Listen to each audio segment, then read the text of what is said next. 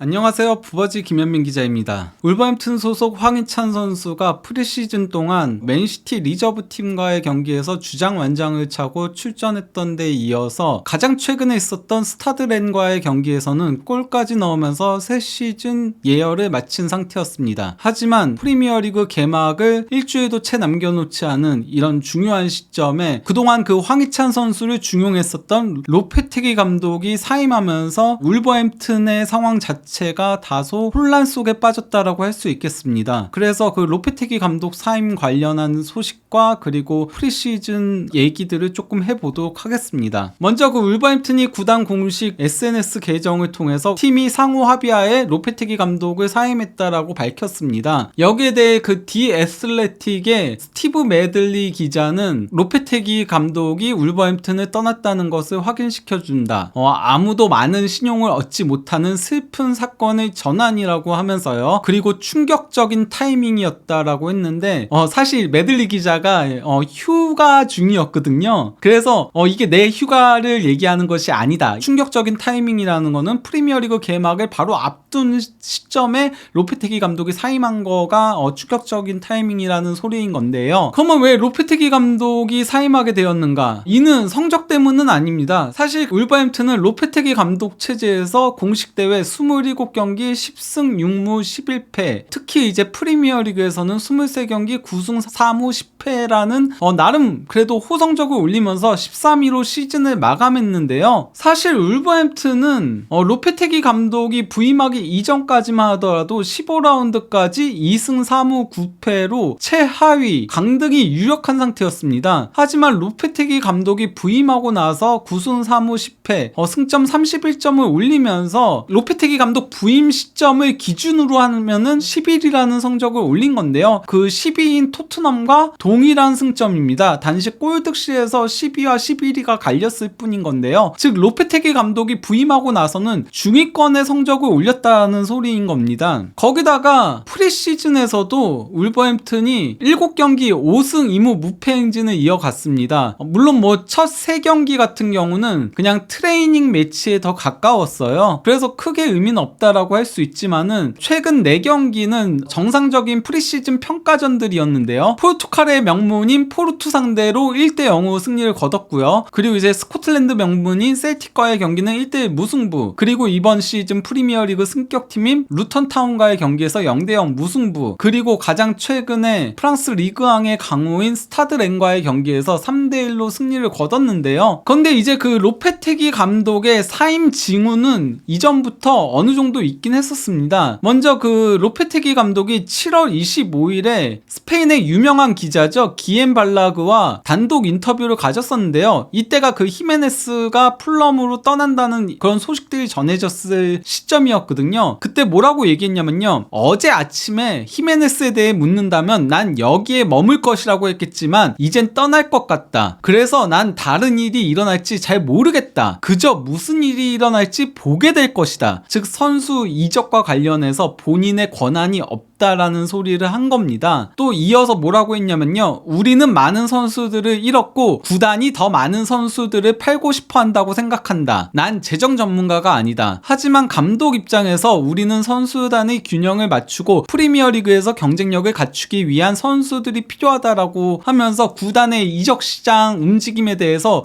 약간 불만을 토로한 상태였습니다. 이러한 가운데 그 8월 4일경에는 데일리 메일에서 로페테기가 감독직 사임을 고려하고 있다라고 하면서 로페테기는 시즌 시작을 불과 몇 주 앞두고 영입 부족에 대해서 우려하면서 울버햄튼에서 걸어 나갈 수 있다라고 한 겁니다. 그러면서 그 로페테기는 라울 히메네스, 후백 네베스, 코너 코디, 네이선 콜린스 등 주요 선수들이 떠나는 걸 봐야 했다라고 한 건데요. 실제 울버햄튼은 히메네스와 네베스, 코너 코디, 네단 콜린스만이 아닌 무티뉴도 자유계약으로 떠났고요. 디에고 코스타도 있고요. 여기에 더해서 아다마 트라오레도 팀을 떠난 상태입니다. 반면에 영입한 선수는 없다시피 해요. 여기 보시면 아시겠지만요, 영입한 두 명의 선수인 마테우스 크냐와 이제 부바카르 트라우레 같은 경우는 이미 지난 시즌 임대로 뛰었던 선수들이거든요. 그리고 완전 영입 옵션을 발동을 시킨 거기 때문에 실질적인 추가 영입은 단 한 명도 없다라고 할 수 있겠는데요. 그러다 보니 이제 울버햄튼은 이번 여름 이적 시장에서 6,100만 유로의 이적료 지출을 기록했지만은 1억 570만 유로의 이적료 수익을 보면서 총 4,470만 유로의 이적료 수익을 받습니다. 이는 잉글랜드 구단들 중에서는 5위이고요. 그리고 프리미어리그 구단만 국한지어서 놓고 보면은 첼시에 이어서 2위입니다. 레스터시티는 강등된 팀이고요. 와포드는 챔피언십 팀이고요. 맨체스터 시티 21세 이하 팀은 리저브 팀이고요. 사우스햄튼도 강등된 팀이죠. 이런 점들을 고려하면은 울버햄튼의 이적 시장이 상당히 이례적이라고 할 수 있죠. 여기에 그 첼시 같은 경우는 워낙 지난 시즌에 많은 선수들을 영입한 데다가 챔피언스리그는 물론 유럽 대항전에 진출하지 못하면서 선수단 정리가 필요했던 데다가 사우디가 큰 몫을 해줬죠. 그것 때문에 이제 이적료 이득을 본 거지 사실 그래도 이적료 지출이 없었던 건 아니거든요. 그러면은 울버햄튼이 이렇게 선수단을 대거 팔 수밖에 없었던 이유에 대해서 설명을 해드리도록 하겠습니다. 이건 그 디 애슬레틱에서 스티브 메들리 기자와 이제 매슬레이터 기자가 공동으로 작성한 칼럼의 내용인 건데요. 일단 그 울버햄튼 소유주인 푸싱, 중국 기업이죠. 푸싱의 주가가 2023년에만 16%가 하락을 한 상태라고 합니다. 거기다가 이제 울버햄튼은 클럽이 판매 대상이 아니라고 주장하고 있지만 여러 축구 수치가 다른 얘기를 하고 있다라고 한 거고요. 그러면서 이제 그 울버햄튼의 자매 클럽인 그라스호퍼는 매각 대상이고 로페테기가 여기에 대해서 불만의 목소리를 높인다라고 한 건데요. 자세한 내용을 조금 더 살펴보면요. 울버햄튼이 FFP 위반 위험으로 선수 판매에 나서고 있다는 거예요. 그러면서 이제 2021-22 시즌 회계 연도에서 울버햄튼이 이미 4,600만 파운드의 손실을 발표한 상태고요. 그리고 2022년 5월 이후는 아직 공개된 정보가 없기 때문에 추정해야 하는 상태지만은 이게 왜냐면은 매년 그 다음에 봄에 나오거든요. 구단 내부 추정에 따르면은 8천만 파운드의 손실이 발생할 것이라고 합니다. 그럴 경우 울버햄튼은 최근 3년 동안 최대 1억 5천만 파운드의 손실을 본 상태라는 거죠. 그렇기 때문에 울버햄튼은 브리스톨 시티 신성으로 불리는 알렉스 스콧과 또 이제 웨스트햄 왼쪽 풀백인 크레스웰 그리고 또 이제 보루시아 메넨글라드바흐 주전 센터백인 엘베디 영입을 추진했지만은 현재는 보류 중에 있습니다. 왜냐면은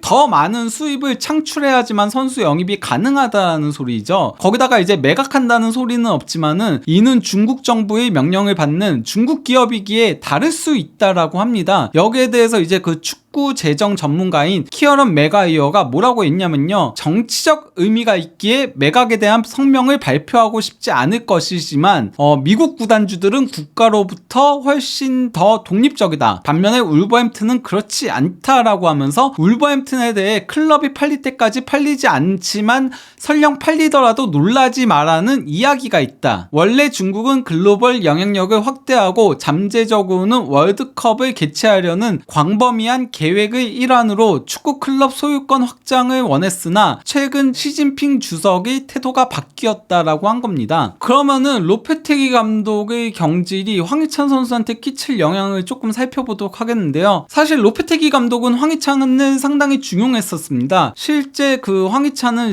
지난 시즌 로페테기 감독 체제에서 805분 출전 시간을 기록했는데요. 이는 그 팀 내 출전 시간 12위에 해당합니다. 근데 이게 놀라운 거는요. 황희찬 선수가 7경기나 부상 후 결장했다는 사실입니다. 여기 그 빨간색으로 표시됐던 게 다 이제 부상 후 빠졌던 일정들인 거거든요. 즉 7경기나 부상 후 결장하고도 팀 내에서 12번째로 많은 출전 기회를 얻었다? 부상만 아니었다면은 주전이었다는 소리인 거죠. 이러한 가운데 그 황희찬 선수는 한국에서 휴가도 보내고 또 이제 대표팀 평가전도 치르느라 다소 늦게 이제 팀에 합류했고요. 그래서 이제 7월 26일 포르투 맨시티와의 첫 번째 그 프리시즌 평가전에서는 교체 출전을 했었고요. 그리고 곧바로 하루 뒤에 있었던 27일 맨시티 아카데미 팀과의 연습 경기에서 주장 완장을 차고 출전을 했었습니다. 여기에 대해 그 황희찬 선수가 주장 완장을 차고 출전하는 거는 언제나 영광이다라고 인스타그램에 사진과 글을 올린 거였는데요. 그러고 나서 이제 셀틱전도 교체 출전을 했었고요. 그리고 이어진 루턴전에 처음으로 이제 선발 출전을 했고요. 이게 루턴전이 8월 3일에 있었고, 그리고 이틀 뒤에 다시 스타드랜전이 있었거든요. 그래서 이제 스타드랜전에는 교체 출전을 해가지고요. 후반전 시작과 동시에 교체 출전해가지고 67분경에 골을 넣었는데요. 이 골 장면을 살펴보면요. 누네스가 이제 역습 상황에서 측면으로 패스 준 거를 황희찬 선수가 받아서 날카로운 왼발 슈팅으로 골을 넣은 거였습니다. 즉 프리미어리그 개막을 앞두고 컨디션을 끌어올린 황희찬 선수라고 할 수 있겠는데요. 그러면 이제 그 로페테기 감독의 후임으로 누가 거론되는가, 이걸 살펴보면요. 뭐 타임즈를 비롯해 많은 이제 영국 현지 언론들은 전 본머스 감독인 게리 오닐이 울버햄튼 새 감독으로 부임할 것이라고 보도를 하고 있는데요. 게리 오닐 같은 경우는 뭐 프리미어리그에서 오랜 기간 미드필더로 활약했던 걸로 유명하죠. 포츠머스와 미들스브로, 웨스트햄, 퀸스파크 레인저스 등에서 뛰었었는데요. 특히 이제 2007-08 시즌에는 미들스브로에서 이동국 선수와 함께 뛰었던 바가 있었고요. 그리고 이제 선수 은퇴 후에 리버풀 23세 이하 수석 코치를 맡았었고요. 그리고 이제 본머스 수석 코치를 맡다가 스콧 파커 감독이 경질되고 임시 감독으로 부임했고, 그러고 이제 그 좋은 성적을 올리면서 본머스 정식 감독에 부임하는 데 성공을 했는데요. 본머스 감독으로는 공식 대회 37경기에서 11승 6무 20패, 뭐 다소 아쉬운 성적이긴 하지만 그래도 강등권에 있었던 팀을 잔류로 견인하긴 했었습니다. 프리미어 리그만 놓고 보면은 34경기 10승 6무 18패를 기록을 한 건데요. 기본적으로 게리 오닐 감독은 4-2-3-1 포메이션을 선호합니다. 그러다 보니까 뭐 최전방에는 이제 칼라이지치와 파비우 실바가 경쟁을 할 걸로 보이고요. 또 이제 공격형 미드필더에는 쿠냐, 포덴세, 그리고 이제 사라비아 등이 뛸 수 있고요.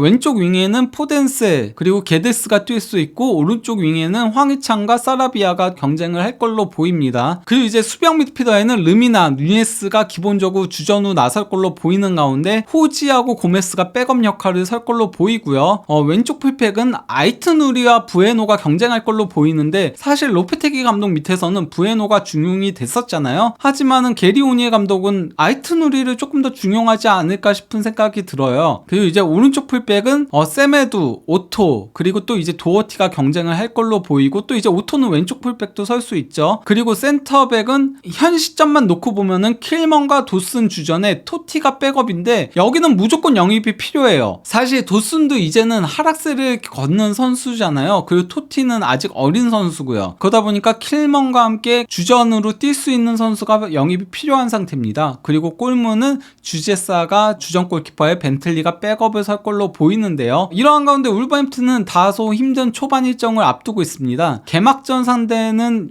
맨유고요. 그러고 나서 이제 2라운드에 브라이턴과 상대합니다. 그리고 에버턴과 팰리스를 거쳐서 리버풀전을 칠 예정인데, 과연 급작스럽게 감독을 사임한 울버햄튼이 새 감독 체제에서 팀을 추스릴 수 있을지, 또 이제 황희찬 선수는 새 감독 밑에서 중용받을 수 있을지, 앞으로도 한준TV에서 추가적인 상황들을 보고 전할 내용들이 있으면은 자세히 전달해 드리도록 하겠습니다. 감사합니다.